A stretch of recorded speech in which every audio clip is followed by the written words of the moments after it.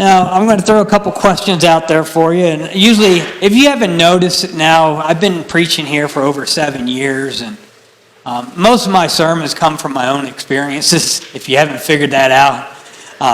I love it when people say, I know he was talking about me. I ain't talking about you. I'm talking about something I've been through. And I figure other people have been through it too. So are you someone that holds a grudge or keeps a bitter feeling? You felt that maybe someone did you wrong and you just continue to let it fester and it keeps you awake at night? Have some things gone wrong and you hold a grudge against God or whoever that you are blaming that you have to go through these tough times? I am sure that we can all say yes to some things that we have gone through that maybe we have never forgotten. Sometimes you might say, I forgive you, but I won't forget. Right? I don't know if any of you have ever said that or that. So we've all probably been through some things we haven't forgotten. I still remember things from my youth and younger days that can irk me when I think back.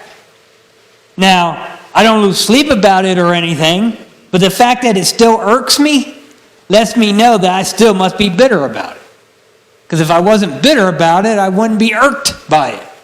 So the fact that, I can go back and think of some things, if it might be middle school, elementary school, high school, or whatever, and I think about that occasion and it kind of riles me back up again, then obviously I still hold bitter feelings about it. Now, here's another one. How many of us look back at some of our life choices and wonder about how things would be different if we had made some other choices? I do that sometimes when I think about getting out of the military.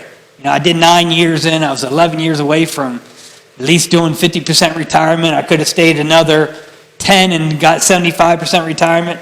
Now that I am actually closer to retirement, that military retirement would have been a nice little supplement if I would have had stayed in. Yeah, I still think about that every now and then.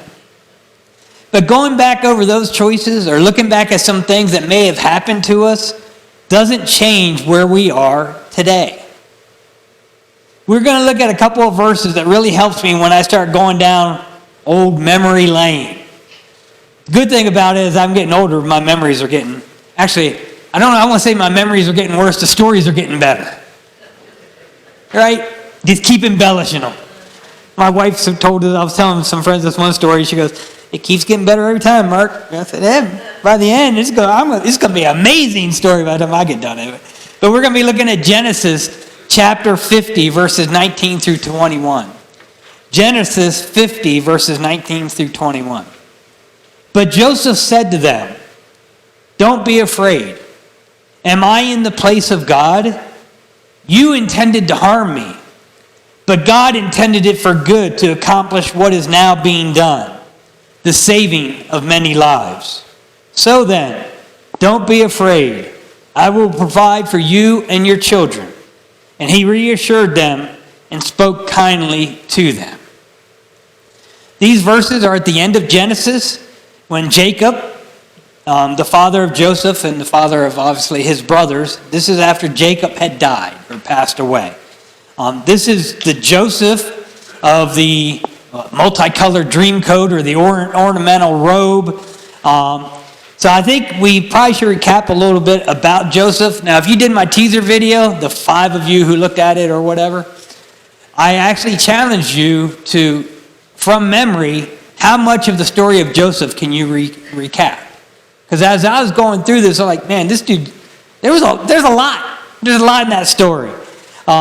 So as we look to do a little bit of recap so we can kind of get where we're at, Joseph has a younger brother, Benjamin, that were born of Jacob's wife, Rachel. Now, Rachel was the wife that Jacob really loved. He was tricked into marrying Rachel's older sister, Leah, before he could marry Rachel. Now, Jacob has 6 children to Leah, which would be his first wife, including the firstborn, Reuben. And as remember, when we talk about reading scripture and understanding culture and context, and the significance of being the firstborn. So Reuben is the firstborn. The firstborn gets twice the inheritance of everybody else because they end up being the patriarch who's now responsible for all their siblings and their family. So So Reuben's the firstborn of Leah.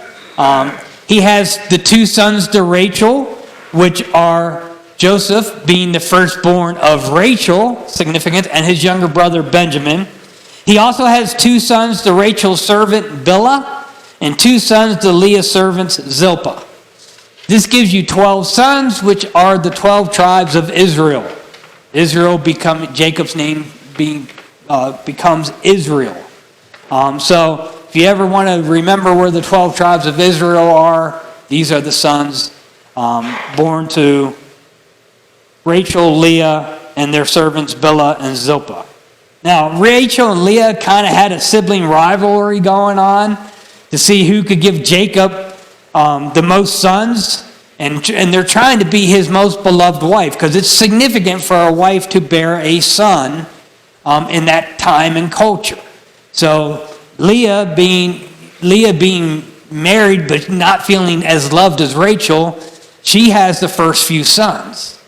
And so she's thinking, if you read the passages, she says, well, he has to love me now. I've given him another son and another son. All this with the idea that Jacob would love her. But Jacob loved Rachel, and Joseph, the firstborn to Rachel, was his favorite son. Now, we all know our parents would never tell us we're their favorite. You know, they loved all their kids the same, right? We've all heard those stories. But here it's obvious Joseph is the favorite. Now, Joseph did have a little bit of arrogance about him. I kind of like that about him, but he has that. He also, when he was a kid, he had dreams. And in these dreams, he saw his brothers bowing down to him. It's one thing to have those dreams, but of course he tells his brothers that he has dreams that they will be bowing down to him, and even his father. He said that they will all be bowing down to him. And you probably can imagine his brothers were not very happy with this scenario and these interpretations. So the brothers were angry. And then Jacob gives Joseph this fancy robe, the ornamental robe, which that pretty much was that final straw. They had had enough. Then Joseph comes out. They're talking. They've had enough. They decide to throw Joseph in a well with the idea the brothers were all like, we'll let him die. Now Reuben was planning to come back and save Joseph after he got all the other brothers calmed down and out of there. But as they were still debating, some slave traders were coming by, and they said, hey, why don't we just sell him to the slave traders? We'll get some money out of it. So they sold Joseph to the slave traders. They took his fancy robe, dipped it with animal blood, took it back to their dad, Jacob, and said, hey, a wild animal got Joseph, he's dead. Of course, Jacob was brokenhearted because his favorite sons, and he goes into mourning. So now Joseph is in the possession of slave traders, which they sell slaves, and Joseph ends up getting bought by Potiphar. And for Potiphar, Joseph is a great worker. Potiphar trusts him. He's honest. He gains more and more responsibility under Potiphar's house. The only thing he wasn't allowed to have was Potiphar's wife. Of course, she wanted to have Joseph, so she tried to seduce him. Joseph says no. She gets angry, accuses him of rape. Joseph then gets thrown into prison. So now we have Joseph in prison. In prison, dreams come back into it again. Joseph interprets a couple of dreams that the baker and a cupbearer have. And as he interprets these dreams, both interpretations are spot on accurate. And the cupbearer is restored to his position with the Pharaoh, and the baker is hung. Joseph tells the cupbearer that, hey, when you go back to serve Pharaoh, remember me, remember what I did here, get me out of here, I shouldn't be in here. The cupbearer forgets about Joseph. Forgets that he had said he would take care of him. And then a couple years later, the Pharaoh starts having some weird dreams. And then the cupbearer goes, oh, weird dreams. I had weird dreams once. Oh, yeah, that was in prison. Oh, hey, I know a guy who can interpret weird dreams. So he tells the Pharaoh about Joseph. So Joseph is called in to interpret the dreams for Pharaoh. And the dreams, which are multiple, are about the exact same thing. The dreams are about 7 years of famine that are to come. So Pharaoh is impressed that Joseph was able to interpret these dreams and his wisdom.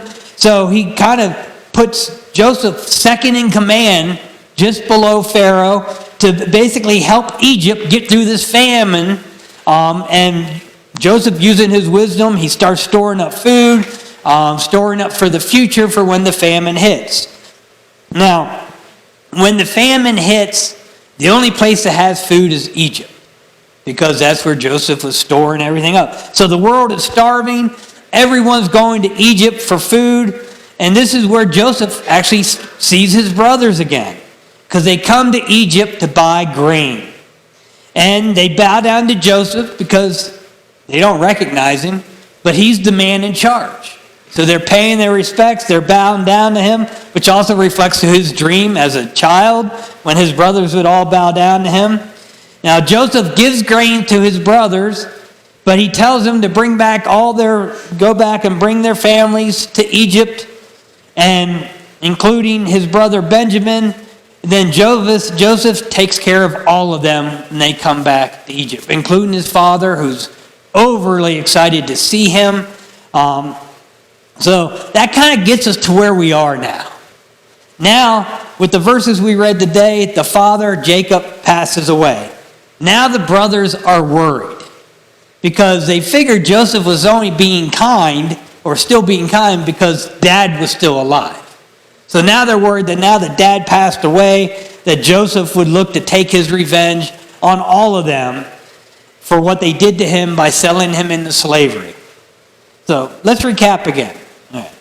Dreams, thrown into a well, sold into slavery, accused of rape, thrown into jail, forgotten by the cupbearer, years of famine. If we're talking about being bitter, or maybe holding a grudge, maybe seeking a little vengeance, I think Joseph has some legit reasons to be a tad bit bitter. But you look at Joseph's response. He says to his brothers to not be afraid. Joseph says, I'm not God. He says to his brothers that they intended to harm him. They intended to do Joseph harm, but that God meant it for good, so that he, Joseph, could accomplish what is being done now, which is the saving of many lives through his management of all the food through this famine. So basically what Joseph is saying is that everything that he has gone through was God's way of preparing him for what needed to be done now. If Joseph wasn't sold into slavery and wasn't thrown into jail and didn't interpret the dreams of the baker and cupbearer, he would have never met Pharaoh to interpret the dreams about the famine. He would never have been put in position to store up food and save all those lives, including his own family. All our life experiences are what prepares us for the ministry that God has called us to be part of. If you find yourself going down memory lane and thinking about the things you could have done differently, just think about the things you did do and how they make you the person that you are. Who are you able to talk to about Jesus because of some of your life experiences?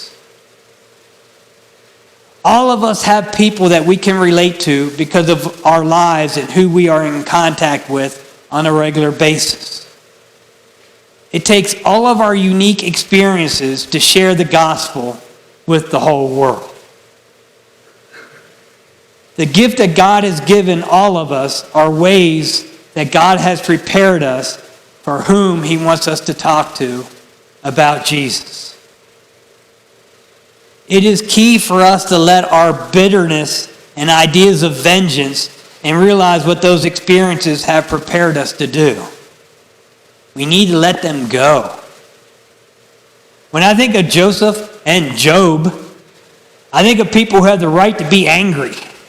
The people have the right to be mad for some of the things that they had to go through. But Joseph shows the understanding that we need to have, that God has a plan for us. And sometimes the training can be kind of tough. Understanding the story of Joseph, do you see any part in your life where you are still holding on to bitterness or anger? Have those experiences shaped you into the person you are today? And have they given you a group that you can be a witness to? It is time to let it go and realize that God has a plan for you and has prepared you for that ministry. God prepares those he calls. We just need to see through the eyes of Joseph and know that God has meant it all for good so that we could be his witnesses to the world.